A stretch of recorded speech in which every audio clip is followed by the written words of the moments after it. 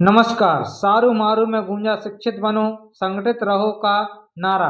भव्य बौद्ध स्तूप महोत्सव संपन्न। सीहोर मध्य प्रदेश जिला मुख्यालय के समीप ऐतिहासिक स्थल सारू मारू में बीते 28 दिसंबर 2025 को सारू मारू बौद्ध स्तूप महोत्सव का भव्य एवं सफल आयोजन किया गया। सारू मारू कल्याण समिति द्वारा आयोजित इस कार्यक्रम में देश भर से आए धम्म प्रेमियों और सामाजिक विचारकों का जन सैलाब उमड़ पड़ा। बहुजन समाज के उत्थान एवं डॉक्टर राजेश सोनगरा का ओजस्वी उद्बोधन रहा। कार्यक्रम के मुख्य वक्ता एवं डॉक्टर अंबेडकर राष्ट्रीय युवा संघ युवा क्रांति मिशन डॉक्टर अंबेडकर राष्ट्रीय युवा संघ के राष्ट्रीय अध्यक्ष एवं संस्थापक डॉक्टर राजेश सोनगरा ने अपने संबोधन में युवाओं में जोश भरते हुए कहा कि 85% बहुजन समाज को अपनी वास्तविक शक्ति को पहचाननी होगी। उन्होंने बाबा साहेब डॉक्टर भीमराव अम्बेडकर के संदेश को दोहराते हुए कहा, यदि हमें समाज में अपना स्थान बनाना है तो हमें शिक्षित संगठित होकर निरंतर संघर्ष करना होगा।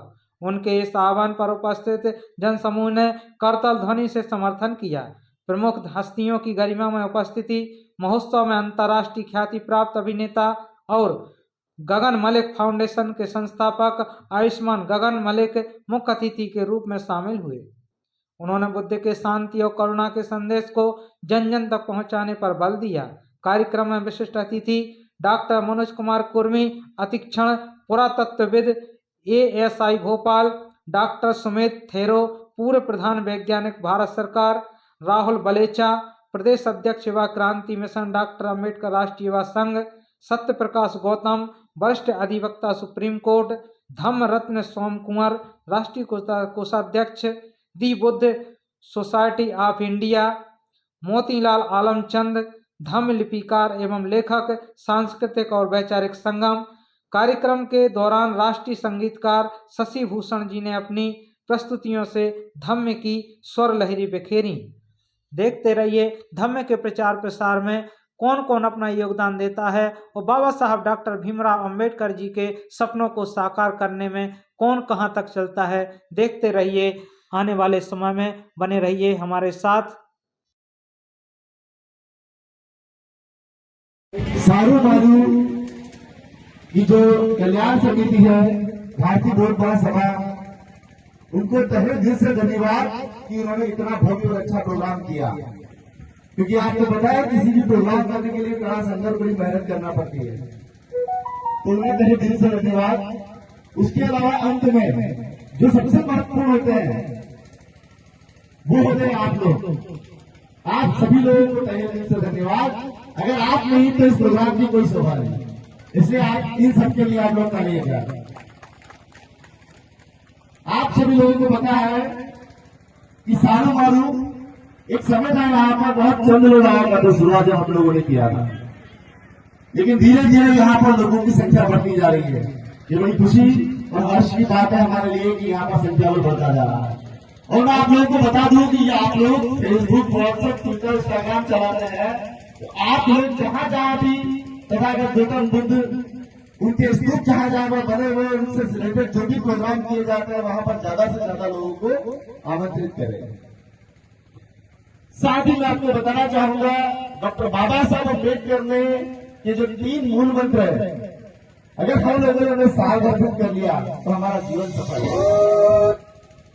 सबसे पहला डॉक्टर बाबा साहब ने अम्बेडकर ने कहा था शिक्षित बने। कहते हैं किसी भी देश, किसी भी समुदाय, किसी भी जाति की मूल्यांकन, किसी भी जाति का मूल्यांकन इस बात से लगाया जा सकता है कि समाज की महिलाएं कितनी शिक्षित और समाज के लोग कितने पढ़े लिखे हैं। मेरे बहुजन समाज के लोगों 2 रोटी कम खाओ लेकिन अपने बच्चों को जरूर पढ़ाओ, क्योंकि आपका उद्धार अगर होना है तो वो शिक्षा से होना है। कितना एक अनपढ़ आदमी को कितना ही मैं समझाऊंगा, अच्छा खाइए, अच्छा पहनो, अच्छा ओढ़ो, लेकिन अगर उसे शिक्षित कर दिया तो वो अच्छा खाना, अच्छा पहनना, अच्छा ओढ़ना और बढ़िया गाड़ी में घूमना सीख जाएगा। बाबा साहब ने कहा था शिक्षा वो सेवने का दूध है जो पिएगा धारेगा।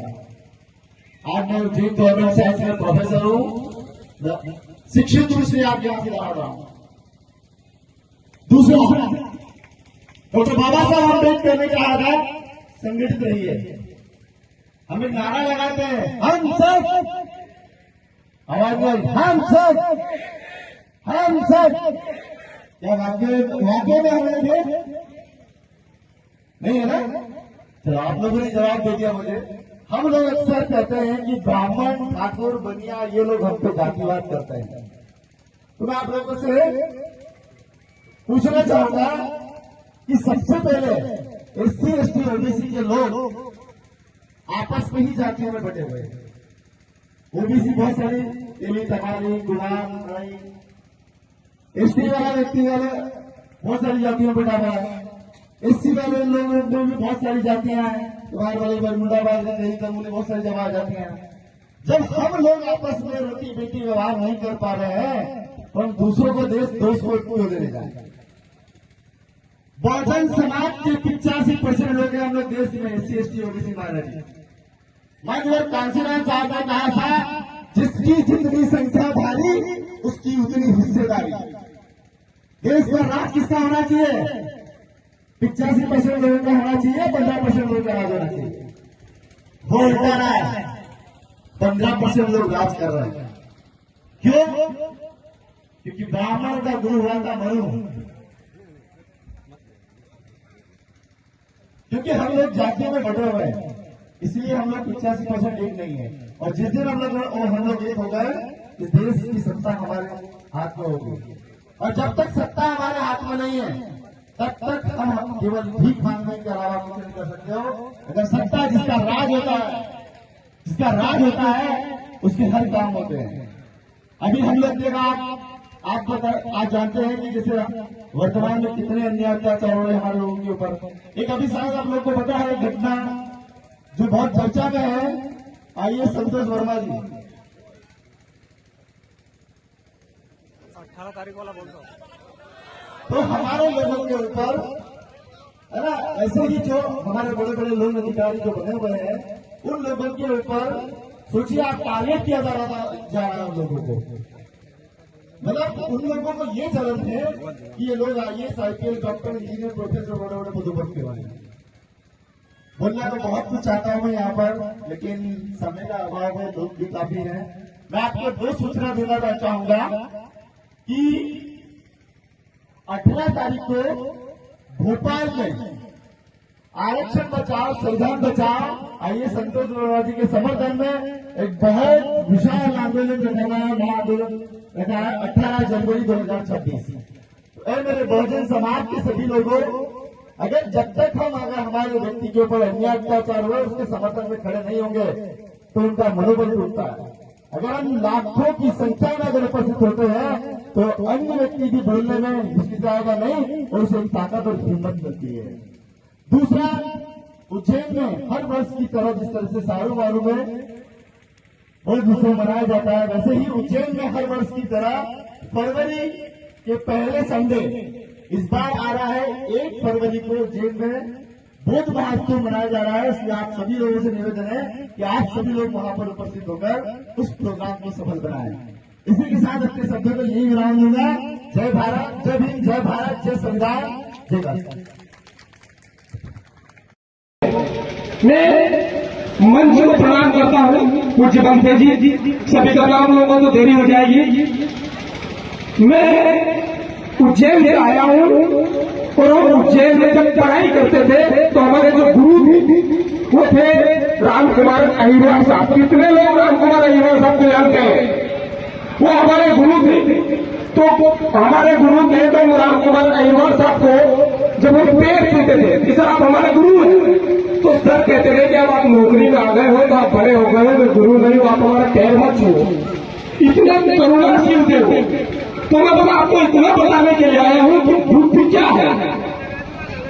यहाँ नीचे जो बैठे हुए मेरी छोटी बहन बेटी है भारती, मैं इनको लगातार देखता रहता हूँ, और राजेश्वर मीणा जी, इन तमाम लोगों से मैं सीखा हूँ बुद्धि क्या है।